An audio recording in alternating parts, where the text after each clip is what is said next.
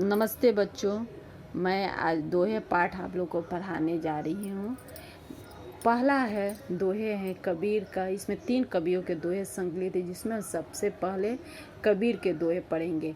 कबीर का जन्म 1398 में हुई थी और मृत्यु सन 1494 में। जाति न पूछे साधु की, पूछ लीजिए ज्ञान। यहाँ कबीर दास जी कहते हैं कि साधु के जाति को मत पूछिए, उसके ज्ञान को पूछ लीजिए। मोल करो तलवार का, मोल यानी कीमत करो तलवार का, पड़ा रहने दो म्यान।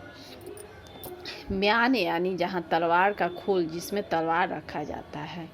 यहाँ पर कबीर दास जी वस्तु के महत्व को देते हैं गुण के आधार पर, सुंदरता के आधार पर नहीं देते हैं। जैसे देखिए कह रहे हैं, कबीर जी कहते हैं जैसे जाति न पूछे साधु की। साधु का मतलब एक साधु जो ईश्वर की आराधना करते, दूसरा साधु का अर्थ सज्जन व्यक्ति है। तो कबीर जी कहते कि हमें सज्जन लोगों की जाति के बारे में न पूछकर नहीं पूछना चाहिए, पूछ लीजिए ज्ञान। यानी उनके जाति के बारे में न पूछकर उनसे ज्ञान पूछ लीजिए। मोल करो तलवार का, इसका उदाहरण देते हुए कबीरदास जी कहते हैं कि तलवार खरीदते समय तलवार की कीमत लगानी चाहिए। पड़ा रहने दो म्यान, म्यान को इसी तरह रहने दो पड़ा। यानी म्यान की सुंदरता देखकर उसकी कीमत तलवार की मत लगाओ, बल्कि तलवार की धार देखकर ही तलवार की कीमत लगाओ। यहाँ कहने का मतलब यही है कि सज्जन व्यक्ति का महत्व जाति के आधार पर नहीं होता, गुण के आधार पर होता है, और वस्तुओं का भी गुण के आधार पर ही कीमत होता है, सुंदरता के आधार पर नहीं। अब चलिए दूसरा दोहा। तिनका कभू न निंदनीय, जो पायंतर होए, कभू उड़ी आखिन पड़े, तो पीर घनेरी ओए। यहाँ पर तिनका यानी छोटा सा, जिसे हम सीख भी कहते हैं, कह सकते हैं, या पतला सा झाड़ू के तरह का भी तिनका कह सकते। कभू ना, कभू यानी कभी, ना निंदनीय, निंदा यानी उसको बुरा कहना। जो पायंतर, जो पैर के नीचे जो तिनका होता उसको भी निंदा मत करो। कभू उड़ी आखिन, कभू यानी कब, उड़ी यानी उड़कर, आखिन यानी आँख में पड़ जाए, और पीर यानी कष्ट, घनेरी घना होए। यहाँ पर इसकी हम व्याख्या अर्थ समझते हैं। यहाँ पर कबीर दास जी कहते हैं कि हमें तिनके, देखिए तिनका कभू न निंदनीय, हमें तिनके की कभी निंदा नहीं करनी चाहिए। जो पायन तर होए, जो हमारे पैर के नीचे होता है, उस तिनके की निंदा नहीं करनी चाहिए। कभू उड़ी आखिन पड़े, न जाने कब उड़कर हमारी आँखों में पड़ जाए। कभू उड़ी आखिन, न जाने कब उड़कर हमारी आँखों में पड़ जाए, तो पीर घनेरी हुए, तो उससे बहुत पीड़ा होती है। यानी तिनका आखिन में पड़ जाने से, आँख में पड़ जाने से हमें बहुत पीड़ा होती है। अर्थात हमें कोई भी तुच्छ वस्तुओं की निंदा नहीं करनी चाहिए, क्योंकि ये तुच्छ वस्तु कभी हमें परेशान भी कर सकते हैं। चलिए आगे हम रहीम के दोहे को पढ़ते। रहीम का जन्म सन 1556 ईस्वी में और मृत्यु 1627 में हुआ था। चौथा दोहा रहीम का है। कदली, सीप, भुजंग, मुख, स्वाति एक गुण तीन, जैसी संगति बैठिए तैसी फल दीन। आगे अर्थ समझ ले। कदली यानी केला, सीप यानी जो समुद्र में मिलता है, जिसके अंदर मोती होता है, भुजंग यानी सांप, स्वाति एक नक्षत्र है बच्चों, एक गुण तीन। संगति यानी हम साथ में जिसके साथ बैठते हैं, दोस्ती कह सकते हैं। तैसी यानी वैसा, फल दीन यानी देता है। यहाँ पर कबीर जी कहते हैं माफ कीजिएगा बच्चों, एक दोहा छूट गया है। कुटिल वचन सबते बुरा, जारी करे सब छाड़। साधु वचन जल रूप है, बरसे अमृत धार। कुटिल यानी कठोर वचन सबसे बुरा है, जारी करे सब छाड़। जारी यानी जलाकर सब छाड़ तहस नहस कर देगा। साधु वचन, जो साधु वचन है वह जल के समान है और उससे बरसे अमृत। अमृत आप जानते ही हैं, वह जो जीवनदायिनी पेय पदार्थ है। तो चलिए इसके अर्थ को हम समझते हैं। कुटिल वचन सबते बुरा, कबीर दास जी कहते हैं कठोर वचन सबसे अधिक बुरे होते हैं, जारी करे सब छाड़। जो यह सब कुछ कौन, कठोर वचन जलाकर राख कर देते हैं। साधु वचन जल रूप है, सज्जन की वचन, सज्जन का वचन या बातें जल का रूप है। बरसे अमृत धार, वह अमृत के धारा के तरह बरसती है। यानी कठोर वचन जलाकर राख कर देता है, लेकिन मीठा वचन, साधु का वचन जल के समान है, जो अमृत की धारा की तरह है, जो जीवनदायिनी है। चलिए आगे पढ़ते हैं हम। इसको हम लोग कदली सी पढ़ लिए हैं, अर्थ भी मैं इसके माने जिस शब्द का अर्थ भी बताती हूँ, लेकिन अब चलिए दोहे का अर्थ बताती हूँ। कदली सी भुजंग मुख, स्वाति एक गुण तीन। स्वाति नक्षत्र की एक बूंद के 3 गुण होते हैं। स्वाति एक गुण 3, स्वाति नक्षत्र के एक बूंद के 3 गुण होते हैं। देखिए वो 3 गुण क्या होता है। जब वह केले, कदली यानी केले पर पड़ती है तो कपूर बन जाती है। वहीं सीप के मुंह में पड़ने पर क्या बनती है, मोती बन जाती है। और सांप के मुंह में पड़ने पर विष बन जाती है। अब आगे देखिए, जैसी संगति बैठिए तैसी फल दीन। हमें जैसी संगति में, कभी आगे कहते हम जैसी संगति में बैठते हैं वह वैसा ही फल देती है। यानी जैसी संगति में आप रहिएगा वह संगति आपको वही फल देगी। चलिए आगे पढ़ते हैं। रूठे सूजन मनाइए, जो रूठे 100 बार। रहीमन फिरी फिरी पोहिए, टूटा मुक्ता हार। रहीमन यानी रहीम दास जी, सूजन यानी सज्जन, रूठे माने गुस्सा जाना, नाराज हो जाना। रहीमन, रहीम का ही दूसरा नाम है। फिरी फिरी यानी बार बार, पोहिए यानी गुथिए, टूटे मुक्ताहार, मुक्ताहार का मतलब होता है मोती का हार। यहाँ पर चलिए मैं व्याख्या बताती हूँ। रूठे सूजन मनाइए,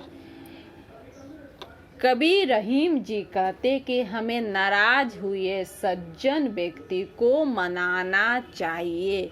जो रूठे 100 बार, 100 बार भी वो नाराज हो जाए तो मना लेना। एक बार नाराज होने पर नहीं, 100 बार भी वो रूठे व्यक्ति, सज्जन व्यक्ति नाराज हो जाए तो हमें मनाना चाहिए। रहीमन फिरी फिरी पोहिए, टूटा मुक्ताहार।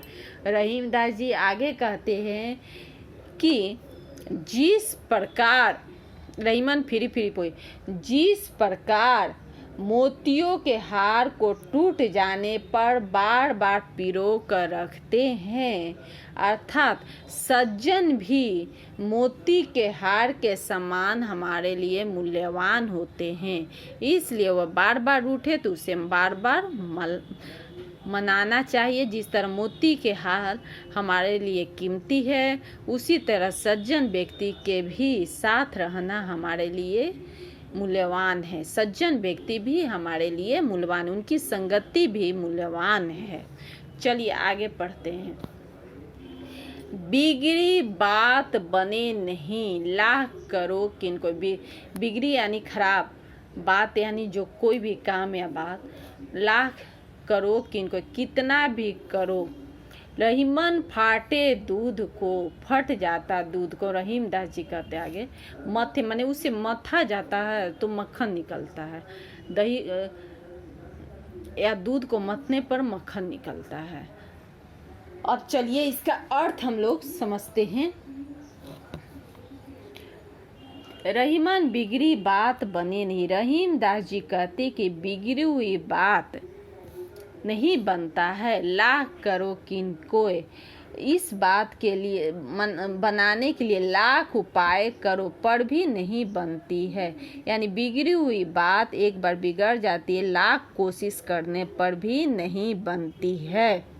अब आगे देखिए, रहीमन फटे दूध मथे नमक। रहीमदास जी उदाहरण देते हुए कहते, जिस तरह फटे हुए दूध को मथने पर माखन नहीं निकाला जा सकता है, उसी तरह बात बिगड़ जाए तो नहीं बन सकती है। तो इस कभी यहाँ कहने का मतलब कि कोई भी काम बात हमें सोच समझकर करना चाहिए। अब आगे देखिए, रहीमन निज संपत्ति, निज यानी अपना संपत्ति बिना को न विपत्ति सहाय, कोई विपत्ति में सहायक नहीं होता है। बीनू पानी ज्यों जलज, जलज कमल को कहते हैं नहीं नहीं, रवि यानी सूर्य, नहीं रवि सके बचाए, रवि यानी सूर्य।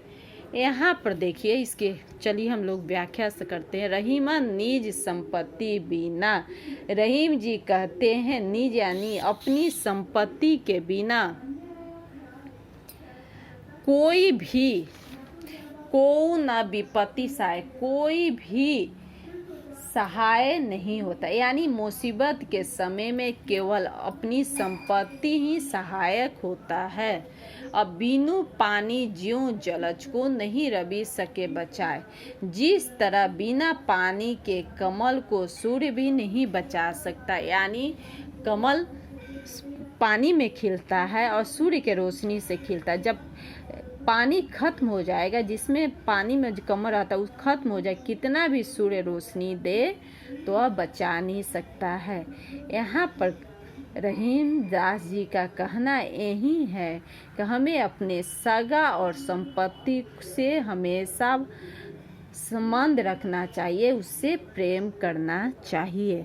बच्चों चलिए अब हम लोग आगे के दोहे पढ़ते हैं। इन दोहे के रचनाकार है बिहारी। शीश मुकुट कटी काछनी, कर मुरली उर्माल, यह बनिक मोह बन बसे, सदा बिहारी लाल। शीश यानी सिर, मुकुट, कटी यानी कमर, कछनी एक काले धागे के मोतियों को पिरोया हुआ कमर में पहना जाता है। कर यानी हाथ, मुरली यानी बांसुरी, उड़ यानी हृदय, माला। यहाँ ही बनिक, बनिक यानी रूप, जो मन बसो सदा बिहारी। यहाँ पर कबीर बिहारी जी कहते हैं, क्या कहते देखिए, श्री कृष्ण के सिर पर मुकुट, कमर में कटी काचनी यानी कमर में काले धागे के पिरोया मोती का धागा, कर मुरली हाथ में मुरली, उड़ माला हृदय पर अर्थात गले में माला। यही बनिक मोह मन बसो सदा बिहारी। बिहारी लाल आगे कहते हैं कि यह श्री कृष्ण का रूप, बनिक यानी रूप, मेरे मन में सदा बसा रहे। यानी बिहारी लाल श्री कृष्ण के भक्त है और श्री कृष्ण के रूप को, जो रूप यहाँ वर्णन किया है, उस रूप को सदा अपने हृदय में बसाना चाहते हैं। चलिए अगला दुआ। सोहत ओढ़े पीत पट, श्याम सलोने गात, मनो नीलमणि शैल पर, आतप पड़ो प्रभात। यहाँ पर कबीर दास जी कहते, माफ कीजिए, बिहारी लाल कहते हैं सोहत, सोहत यानी सुशोभित होना, शोभायन होना। पीत, पीत का अर्थ होता है पीला। पट का अर्थ होता है वस्त्र। श्याम का अर्थ होता है सांवला, सलोने का श्याम का अर्थ सांवला या श्री कृष्ण, सलोने सांवला रूप। गात का अर्थ होता है शरीर, मनो यानी मानो, नीलमणि, नीलमणि पर्वत का नाम है, शैल, शैल पर्वत का नाम, शैल पर्वत को कहते। आतप, आतप का अर्थ होता है सूर्य की किरणें।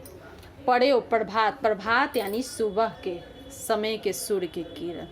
यहाँ पर बिहारी लाल कहते हैं कि कृष्ण सोहत ओढ़े पीठ पर, श्री कृष्ण के पट पीठ पर श्याम सलो, श्री कृष्ण के सांवले सुंदर शरीर पर ओढ़े हुए पीले वस्त्र सुशोभित हो रहे हैं। देखिए बच्चों, सोहत ओढ़े पीठ पर श्याम सलोनेगा, श्री कृष्ण के सांवले सुंदर शरीर पर ओढ़े हुए पीले वस्त्र सुशोभित हो रहे। मनो सिलमणि शैला पर आतप पड़े प्रभात, ठीक ऐसा लग रहा है मानो नीलमणि पर्वत पर प्रातः काल के सूर्य की किरणें पड़ रही है। जिस तरह सूर्य की किरणें पड़ने से वहाँ से पीला दिखाई देता, वैसे ही श्री कृष्ण के शरीर पर पीला वस्त्र दिखाई दे रहा है। अब बच्चों देखिए अंतिम दोहा बिहारी का। जप माला छापे तिल, जप यानी माला जपना, छापे यानी माथे पर तिलक, सरे न एको काम, कोई एक काम नहीं होता है। मन काचे नाचे बेथा, साचे राचे रामू।